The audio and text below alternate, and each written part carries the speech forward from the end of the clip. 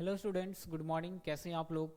जैसा कि पता है आप सभी को कि हमारी जो क्लासेस है कंटिन्यू ढंग से चल रही है। ठीक है, तो आज हम हिंदी का जो तीसरा लेसन है गोधूली का, उस पर आज हम लोग डिस्कस करेंगे। तो इससे पहले आप लोग जितने भी हमारे चैनल पर नए हैं, एक बार चैनल को सब्सक्राइब कर लीजिएगा, शेयर कर दीजिएगा। ठीक है, क्योंकि आज की जो क्लास है आपको ऑब्जेक्टिव से रिलेटेड जितने भी इंपॉर्टेंट फैक्ट हैं, सारा कुछ आपका फैकल्टी जो आपके दिमाग में फिक्स होने वाला है। तो चलिए आज की क्लास की शुरुआत करने से पहले आप लोग एक बार सब्सक्राइब कर दीजिए चैनल को, जितने भी बच्चे हमारे साथ लाइव हैं। और क्लास में जितने भी है ना आपके जो भी फ्रेंड हैं उनको बताइए कि हमारी जो क्लासेस है कंटिन्यू ढंग से चल रही है और आज हम हिंदी के टॉपिक को डिस्कस करेंगे। ठीक है, और ये हमारा भारत से हम क्या सीखें इसके ऑब्जेक्टिव प्रश्नों पर आज हम लोग डिस्कस करते हुए चलेंगे। ठीक है, चलिए शुरुआत करते हैं। तो आपको पता है, जैसा कि आपको थंबनेल में दिख गया होगा, कि आज की क्लासेस बहुत ही इंपॉर्टेंट है आपके लिए। क्यों इंपॉर्टेंट है? क्योंकि आज हम लोग वस्तुनिष्ठ यानी कि, और आज का चैप्टर का क्या नाम है, भारत से हम क्या सीखें। तो आप लोग इग्नोर नहीं करिएगा इस क्लास को और अंत तक हमारे साथ बने रहिए। चलिए ठीक है, किसी तरह का कोई भी डाउट हो तो आप हमें कमेंट बॉक्स में ज़रूर बताइएगा। चलिए, ये कक्षा 10 के बच्चों के लिए है। चलिए पहला क्वेश्चन क्या है हमारा, शुरुआत करते हैं। महारानी विक्टोरिया ने नाइट की उपाधि कब धारण की? महारानी विक्टोरिया ने नाइट की उपाधि जो है किसे प्रदान किया था? महारानी विक्टोरिया ने जो है नाइट की उपाधि किसको प्रदान किया था? किसको प्रदान किया था नाइट की उपाधि महारानी विक्टोरिया? चलिए, अगर आप लोग में से कि कोई अगर जानते हैं तो इनका आंसर बताइएगा कि क्या हो जाएगा। ठीक है, चलिए, तो महारानी विक्टोरिया ने नाइट की उपाधि जो है वो मैक्स मूलर को प्रदान किया था। तो क्या हो जाएगा, मैक्स मूलर हमारा करेक्ट आंसर होगा। ठीक है, मैक्स मूलर हमारा क्या हो जाएगा, करेक्ट आंसर होगा। चलिए दूसरे प्रश्न की तरफ बढ़ते हैं हम लोग। दूसरा क्वेश्चन है आपके सामने कि मेघदूत नामक पुस्तक का है ना अनुवादक मैक्स मूलर ने किस भाषा में किया? मैघ ठीक है, मेघदूत जो नामक पुस्तक है इसका अनुवाद मैक्स मूलर ने किया था। आपसे यही यहाँ से भी क्वेश्चन बन सकता है कि मैक्स मूलर है ना मेघदूत पुस्तक के हिंदी अनुवादक कौन है? मेघदूत पुस्तक का अनुवाद किसने किया था? तो किसने किया था? मैक्स मूलर ने। ठीक है, अब पूछेगा कि इसको किस भाषा में किया था। मेघदूत के अनुवादक कौन है? Max Muller. इसको किस भाषा में किया गया था? तो याद रखिएगा जर्मन भाषा में। ये आपका करेक्ट आंसर होगा, जर्मन भाषा में। तो जर्मन लैंग्वेज में क्या किया गया था? इसका अनुवाद किया गया था, याद रखिएगा आप लोग। चलिए अगले क्वेश्चन की तरफ बढ़ते हैं। आपके सामने अगला क्वेश्चन है। चलिए, तो अगला क्वेश्चन क्या कहता है देख लेते हैं एक बार। तीसरा क्वेश्चन है आपके सामने कि मैक्स मूलर को है ना वेदांतियों का वेदांती किसने कहा था? बहुत इंपॉर्टेंट क्वेश्चन है और एग्जाम में ये क्वेश्चन कई बार पूछा गया है। तो बिल्कुल इग्नोर नहीं करिएगा और बताइएगा वेदांतियों का वेदांत किसने कहा था मैक्स मूलर को। ये हमारा तीसरा क्वेश्चन है, इसको स्टार लगा लीजिएगा, बहुत बार पूछा गया है। ठीक है, मैक्स मूलर को वेदांतियों का वेदांत किसने कहा था? चलिए, बहुत सारे बच्चे जुड़ चुके हैं हमारे साथ, एक बार और शेयर कर दीजिएगा ताकि जो भी बच्चे नहीं जानते हैं ठीक है उनको भी पता चल सके। तो क्या हो जाएगा, मैक्स मूलर को वेदांतियों का वेदांती किसने कहा था? तो ये कहा था स्वामी विवेकानंद ने। ये आप लोग याद रखिएगा। ठीक है, स्वामी विवेकानंद ने मैक्स मूलर को कौन सा उपाधि दिया था? वेदांतियों का वेदांत। वेदांतियों का वेदांत मैक्स मूलर को स्वामी विवेकानंद ने कहा था। चलिए बढ़ते हैं अगले क्वेश्चन की तरफ। आपके सामने है अगला क्वेश्चन। चलिए अगला क्वेश्चन है आपके सामने कि प्लेटो का संबंध किस देश से था? प्लेटो एक व्यक्ति का नाम है, इनका संबंध किस देश से था? याद रखिएगा, तो इनका संबंध कहाँ से था? यूनान से। चलिए बताइएगा आप लोग, क्या इस क्लास आज का जो क्लास है कितना इंपॉर्टेंट है आपके लिए, आप खुद जानते हैं, क्योंकि यहाँ से बहुत सारे एग्जाम में क्वेश्चन बनता है, तो आपको पढ़ना बहुत ज़्यादा जरूरी है जितने भी क्लास 10th के बच्चे हैं। तो प्लेटो का सिद्धांत का संबंध जो है किस देश से था?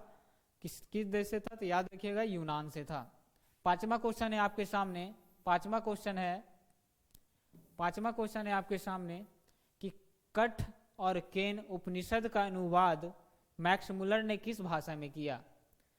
देखिएगा, कठ और केन उपनिषद का अनुवाद मैक्स मूलर ने किस भाषा में किया था? तो याद रखिएगा इसने किया था जर्मन भाषा में। ठीक है, किस भाषा में किया था? तो जर्मन भाषा में। याद रहेगा, बिल्कुल याद रहेगा। चलिए अगले क्वेश्चन की तरफ बढ़ते हैं आपके सामने। अगला क्वेश्चन है, छठा क्वेश्चन है आपके सामने, देखिएगा छठा नंबर क्वेश्चन हमारा क्या कहता है। सर विलियम जोन्स ने भारत की यात्रा कब की? सर विलियम जोन्स ने भारत की यात्रा कब की? कमेंट बॉक्स में बताइए किन्हीं को पता है। सर विलियम जोन्स ने भारत की यात्रा कब की? चलिए बहुत अच्छी बात है। चलिए क्या हो जाएगा इसका करेक्ट आंसर? 1783 ईस्वी में सर विलियम जोन्स ने भारत की यात्रा की थी। चलिए सातवां क्वेश्चन है आपके सामने, भारत से हम क्या सीखें कि रचनाकार कौन है? भारत से हम क्या सीखें कि रचनाकार कौन है? क्या हो जाएगा इसका करेक्ट आंसर? भारत से हम क्या सीखें इसके रचनाकार कौन है? तो याद रखिएगा इसके रचनाकार कौन है? Max Muller. मैक्स मूलर, इन्होंने जितने भी पुस्तक लिखी याद रखिएगा जर्मन भाषा में। किसने? किस भाषा में? जर्मन भाषा में। चलिए बहुत अच्छी बात है, अच्छा लग रहा है आप लोग को देखकर। ठीक है, तो भारत से हम क्या सीखें इसके रचनाकार कौन है? मैक्स मूलर हमारा करेक्ट आंसर होगा। चलिए अगला क्वेश्चन है 8 नंबर, जनरल कनिंघम का संबंध किससे है? याद रखिएगा बहुत इंपॉर्टेंट है। ठीक है, एग्जाम में पूछा जाता है ये क्वेश्चन। जनरल जो कनिंघम है इसका संबंध किससे है, मतलब किस क्षेत्र से है? याद रखिएगा एग्जाम में पूछा जाएगा कि जनरल कनिंघम का संबंध किस क्षेत्र से है, तो याद रखिएगा पुरातत्व से क्षेत्र से। पुरातत्व का मतलब हो गया पुरानी वस्तुओं के बारे में जानकारी हासिल करने वाला व्यक्ति पुरातत्वविद कहलाता है। क्या कहलाता है? पुरातत्वविद। और जर्मन जनरल जो था, जनरल कनिंघम का संबंध किससे था? याद रखिएगा इनका संबंध था पुरातत्वविद से, यानी कि पुरानी वस्तुओं के बारे में छानबीन करना, कितना साल पुराना है, ठीक है, कौन नया है, इस तरह की बातें। चलिए बढ़ते हैं अगले टॉपिक की तरफ। अगला क्वेश्चन हमारा कहता है, देखिएगा 9 नंबर क्वेश्चन आपके सामने है ना, दारिश क्या है? दारिश क्या होता है? ये हमारा क्वेश्चन है, दारिश क्या होता है? चलिए बताइएगा दारिश क्या होता है। तो क्या हो जाएगा? सोने की प्राचीन कालीन सिक्का को क्या कहते हैं? दारिश कहते हैं। क्या कहते हैं? दारिश। याद रखिएगा सोने की, ठीक है, सोने की प्राचीन सिक्का को क्या कहते हैं? दारिश कहते हैं। तो आप लोग याद रखिएगा सोने की प्राचीन सिक्का क्या कहलाती है? हमारा दारिश कहलाता है। 10 नंबर क्वेश्चन है आपके सामने, 10 नंबर क्वेश्चन है, बिल्कुल हाईलाइटेड कर लीजिएगा। 172 दारिश नामक सोने के सिक्के का घड़ा कहाँ मिला था? 172 दारिश नामक सोने के घड़ा कहाँ से मिला था?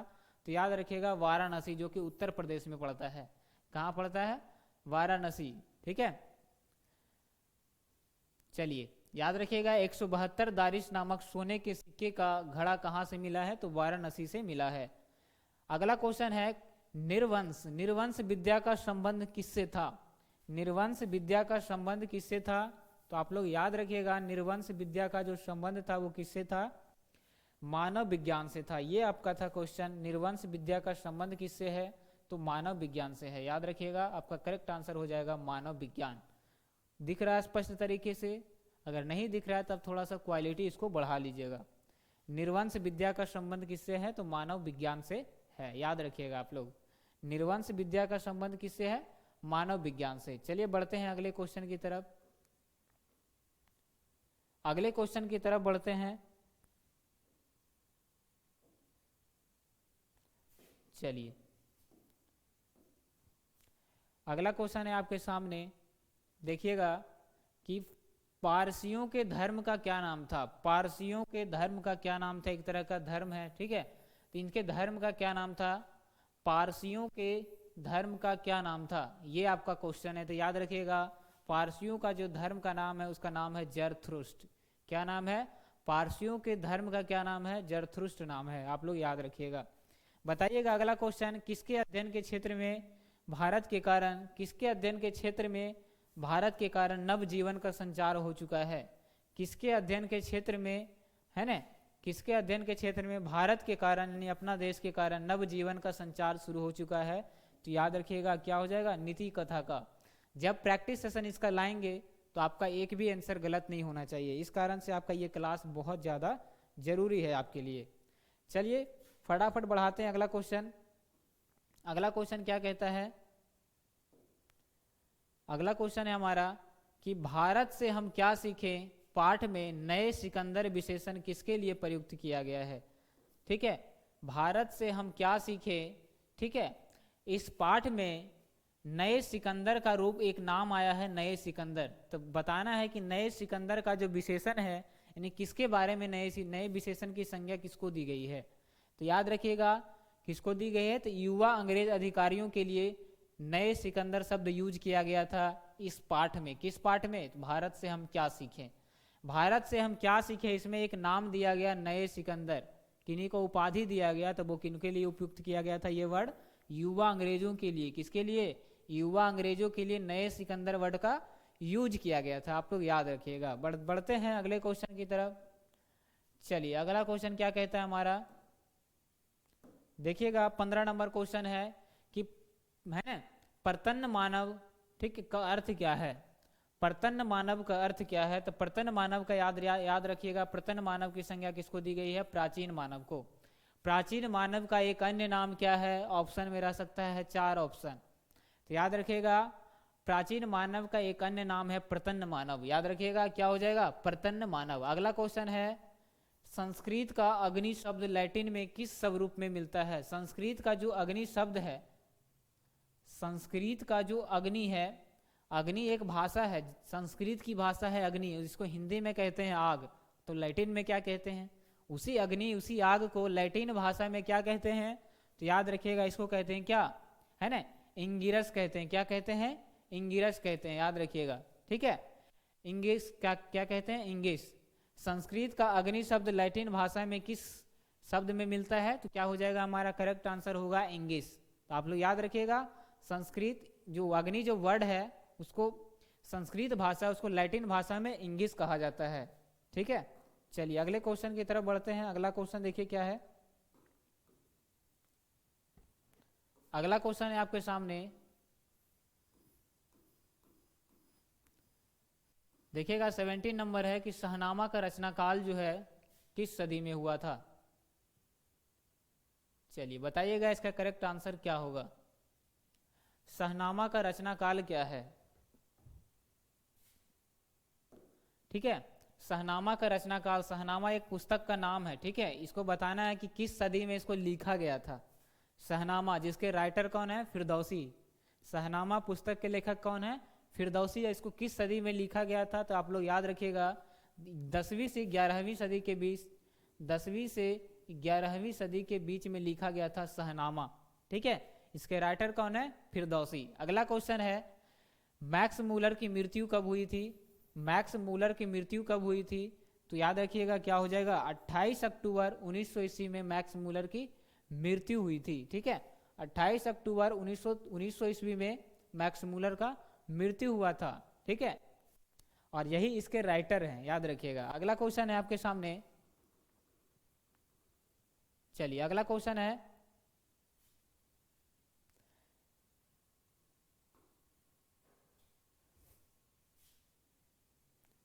चलिए अगला क्वेश्चन का आंसर बताइएगा। मैक्स मूलर का जन्म कहाँ हुआ था। मैक्स मूलर का जन्म कहाँ हुआ था। मैक्स मूलर का जन्म कहाँ हुआ था, आपको इसका जगह का नाम बताना है। चलिए बताइएगा मैक्स मूलर का जन्म कहाँ हुआ था, कमेंट बॉक्स में बताइएगा। तो क्या हो जाएगा इसका करेक्ट आंसर, याद रखिएगा आप लोग, इसका करेक्ट आंसर होगा मैक्स मूलर का जो जन्म है कहाँ हुआ था, तो जर्मनी का एक जगह है जिसका नाम है डेसाऊ। क्या नाम है, डेसाऊ एक जगह है जर्मनी का, यहाँ मैक्स मूलर का जन्म हुआ था। अगला क्वेश्चन है, अगला क्वेश्चन है हमारा 20 नंबर, किसे वाराणसी के पास सोने के सिक्कों से भरा एक घड़ा मिला था। तो किस व्यक्ति को मिला था, सोने से भरा एक घड़ा मिला था किस व्यक्ति को, तो याद रखिएगा कहाँ मिला था, तो वाराणसी के पास। और किस व्यक्ति को मिला था सोने से भरा एक घड़ा मिला था, याद रखिएगा वारन हेस्टिंग्स। क्या हो जाएगा, वारन हेस्टिंग्स, ठीक है। किसे वाराणसी के पास सोने के सिक्कों से भरा एक घड़ा मिला था, तो वारन हेस्टिंग्स हमारा करेक्ट आंसर होगा। अगला क्वेश्चन है मुंडा किस देश की जाति है। मुंडा किस देश की जाति है, तो याद रखिएगा मुंडा भारत की जनजाति है, जो कि कहाँ का है, ठीक है, झारखंड से रिलेटेड है। याद रखिएगा भारत में कौन सा जगह, झारखंड से रिलेटेड है, लेकिन यहाँ पर देश का नाम पूछा है तो भारत करेक्ट आंसर होगा। चलिए अगला क्वेश्चन है आपके सामने, अगला क्वेश्चन है देखिएगा मैक्स मूलर के पिता का क्या नाम था। चलिए इसका आंसर बताइएगा, मैक्स मूलर के पिता का क्या नाम था। तो मैक्स मूलर के पिता का नाम था विल्हेम मूलर। क्या नाम था? Wilhelm Müller. मैक्स मूलर के पिता का नाम था विल्हेम मूलर। ठीक है, चलिए अगला क्वेश्चन है,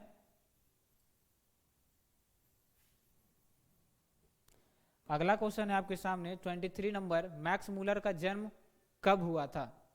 ठीक है, जर्मनी में इनका जन्म हुआ था, बताना है डेट कब हुआ था। ठीक है, चलिए स्पष्ट तरीके से दिखाई दे रहा है, बताइएगा मैक्स मूलर का जो जन्म है ये कब हुआ था। तो याद रखिएगा 6 दिसंबर 1823 ईस्वी में मैक्स मूलर का जन्म जर्मनी में हुआ था। ठीक है, 6 दिसंबर 1823 में जर्मनी में मैक्स मूलर का जन्म हुआ था। बिल्कुल यार, इसको रट लेना है, पूछा जाता है एग्जाम में। देखिएगा अगला क्वेश्चन है हमारा 24 नंबर, कि भारत कहाँ बसता है? बहुत इंपॉर्टेंट क्वेश्चन है, बिल्कुल स्टार लगा लेना है, एग्जाम में पूछा जाता है ये क्वेश्चन। ठीक है, तो इसमें 5-6 क्वेश्चन हम हाईलाइटेड किए हैं, उसको थोड़ा सा इग्नोर नहीं करना और गौर करके थोड़ा सा, ठीक है, उसको अच्छे से पढ़ लीजिएगा। तो याद रखिएगा भारत की कहाँ निवास करता है? तो भारत गाँव में निवास करती है। कहाँ निवास करती है? भारत गाँव में निवास करती है। भारत की संस्कृति सारा कुछ कहाँ देखने के लिए मिलता है? तो गाँव में देखने के लिए मिलता है। तो ये था आपके सामने कुछ इंपॉर्टेंट क्वेश्चन इस चैप्टर से रिलेटेड। अगर किसी तरह का कोई डाउट हो तो कमेंट बॉक्स में बताइएगा। ठीक है, मिलते हैं अगले क्लास में एक बेहतरीन चैप्टर के साथ। ठीक है, थैंक यू।